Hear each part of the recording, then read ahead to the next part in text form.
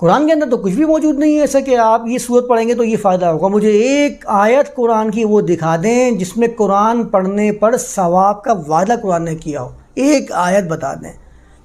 ये कुरान ने कहीं पर ये कहा हो कि इस सूरत को फुला मौके पर पढ़ने से ये फ़ायदा हासिल होगा, कहीं भी नहीं लिखा।